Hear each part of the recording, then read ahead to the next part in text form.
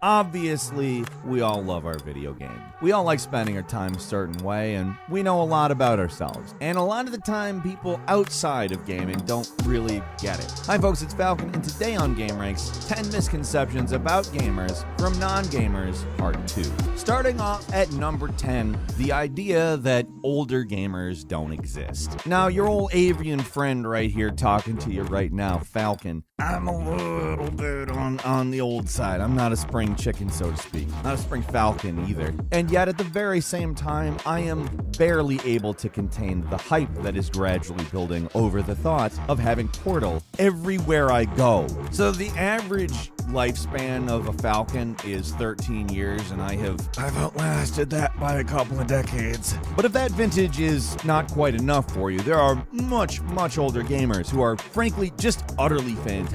One that I think deserves special mention is Shirley the Skyrim Grandma, who is just this awesome YouTuber that spends a lot of time enjoying life by doing what she wants, which is playing Skyrim. And really, that's kind of why older gamers do what they do. You know, when I was young, I was obviously very entranced with video games, but that was an era where video games were way less advanced than they are now. Same time, I definitely did not have a job and was at the mercy of my parents which games I was playing. That is no longer the case. In fact, non-gamers out there might want to take a page from us older gamers. Playing video games just keeps getting better.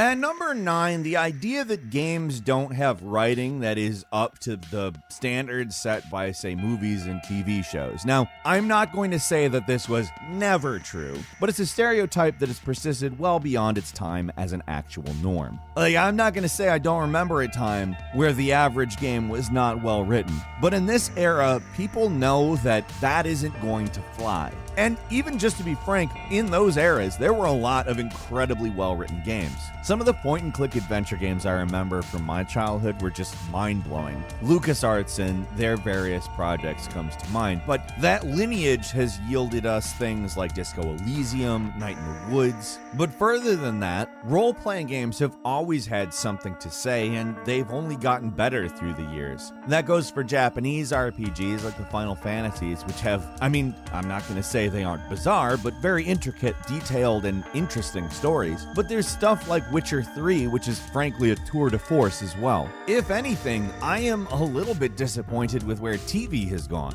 For a while there, we had like the golden age of television. There was tons of incredible stuff going on, like Breaking Bad, Game of Thrones, etc. And the success of those things has kind of bred this era of things that look like those things and try to act like those things, but aren't quite there. Video games certainly had that era, but it's kind of gotten past it. I mean, a huge video game just released that George R.R. Martin wrote the scenario for. Like, we're past that.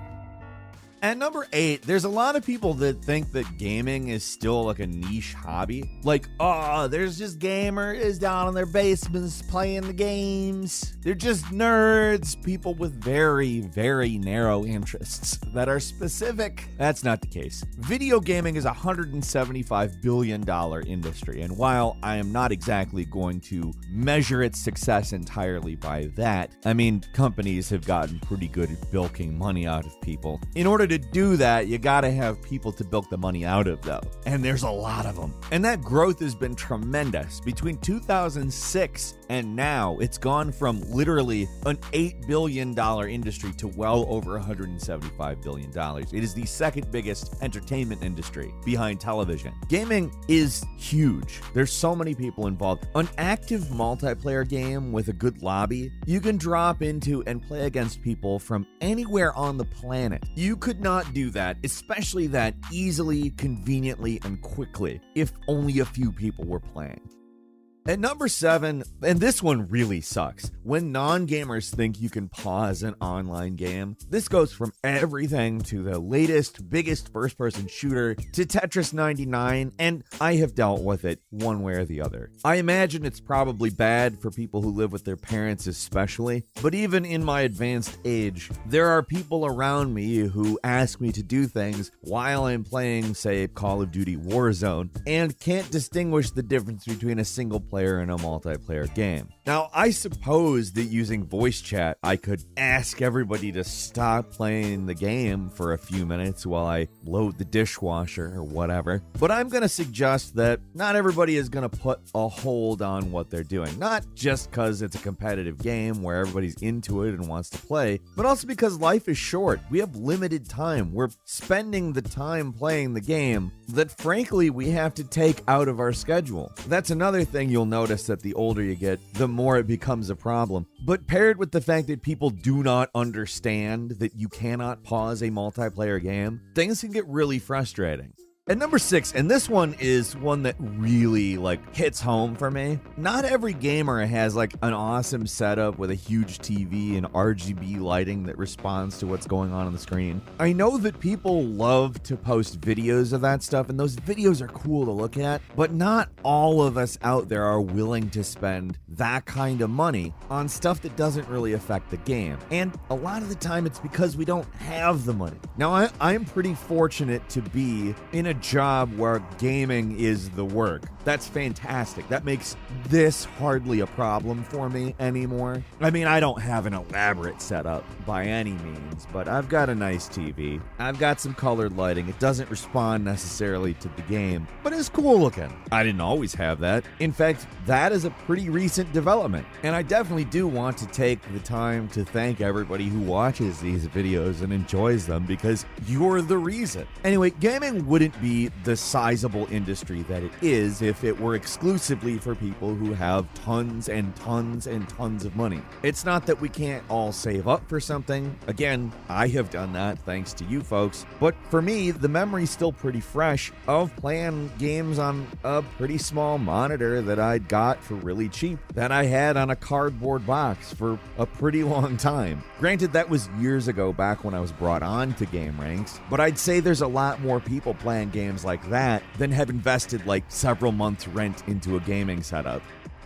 At number 5, a lot of people assume that gamers play every single game out there, and as I alluded to in the previous point, that's not always possible. A lot of people don't have time to play every single game, or they have a lot of time and they just really like one game. They want to be an absolute friggin' unit at that game, a beast, a savage, if you will, and they'd sink tons and tons of time into developing that particular game's worth of skills. A lot of people are incredible at that too, and yeah, there are some people that play Call of Duty, Fortnite, Battlefield, and every single thing that comes up. I'm not saying that you can't do that and become an expert at all of those things, but a lot of people just don't. A lot of people also have a primary game where they really work on being good at that and just sort of casually play the other games. For a while, that was Valorant for me. I was playing that probably 90% of the time I was gaming. That was also in the middle of a dry spell of some single-player games, if I remember right as well. So, I mean, I guess it really just depends. But obviously,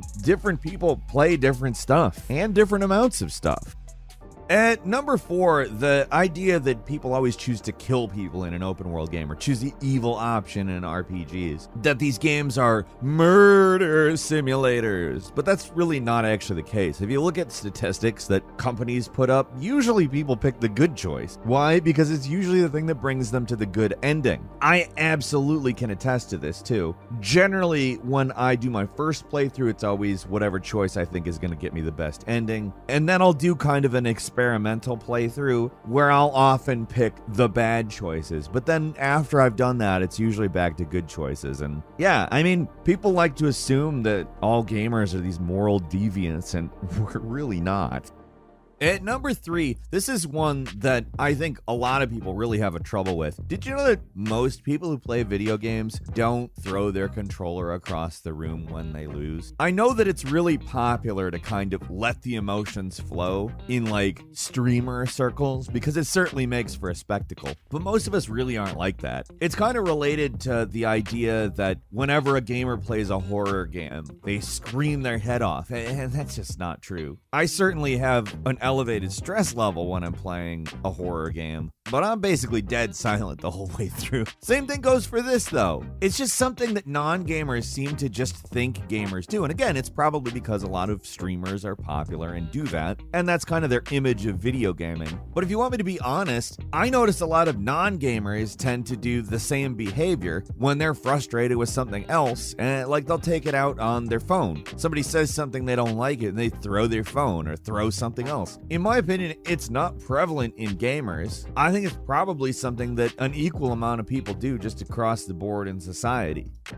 And number 2, there are people who still call every single console a Nintendo. Yes, in 2022, I interact with several non-gamers that still refer to every gaming console as a Nintendo. And this is something that has bothered me for a very long time as a Sega fan in the 1990s, because while I had a Super Nintendo and liked it, I had to go fast. Understand? I get that the Nintendo Entertainment System was called the NES. I get that its sequel was called the Super Nintendo, and its sequel called the Nintendo 64. But even the Nintendo consoles aren't called Nintendos anymore. On top of that, while the most recent one, the Nintendo Switch, is absolutely dominating the market, Nintendo's had a couple of duds, and even confused people with the names of their consoles, like the Wii U. That didn't sell very many, and people were like, I don't know what this is. You'd think at this point, that whole every single console is called a Nintendo thing would be over, but nope. And finally, at number 1, gamers are losers who will be hashtag forever alone or never get a girlfriend or boyfriend or whatever. Like, we have to say, this is typically a stereotype that affected guys, but it certainly has affected other people. So this is going to be one that's really hard to rebut without being super cringe. But let me tell you, old Falcon ain't having trouble in that area. And I doubt you are either, honestly. It's like saying somebody who likes a certain band or like a certain TV show or something can't get a date. It's weird. Like, if somebody can't get a date, it's probably for reasons beyond the fact they like something. I don't even think that, like, at the height of the stereotype's popularity, only like cool jocks got girls. Yeah, there were stereotypes, and these stereotypes probably did have some root in some bit of truth, but I think it was exaggerated personally. I don't know, have you seen the United States? I don't necessarily want to imply that there's a negative connotation in this, because for me, there certainly isn't, but we are not exactly a nation of jocks. Yeah, we have athletes, but we aren't all athletes, and I think it's obvious. The population is kind of a dead giveaway that there's no specific type of person that is favored in terms of who gets to have kids, and you don't really get to have kids without having a partner. I mean, unless there's a large contingent of single-celled organisms that play video games. And yeah, obviously there are people that adopt, but that costs way more than an RGB lighting setup, let me tell you. But yeah, I am 100% sure that gamers are not by default forever alone. In fact, gaming leads so many people to each other. Video games are an enjoyable shared interest that when you find somebody who also enjoys them, that's like the best possible thing. Just to be clear, I'm not saying that gaming has taken over and gamers are the new jocks or anything. I'm saying that the stereotype that gamers can't find love or even just a date, I don't think they were ever true. I think they were a media creation because, frankly, it's been a long time since the nerds inherited the earth. And that's all for today. Leave us a comment. Let us know what you think. If you like this video, click like. If you're not subscribed, now's a great time to do so. So click the subscribe button and don't forget to enable all notifications. As always, we thank you very much for watching this video. I'm Falcon. You can follow me on Twitter at Falcon the Hero, and we'll see you next time right here on gameranx. Right here on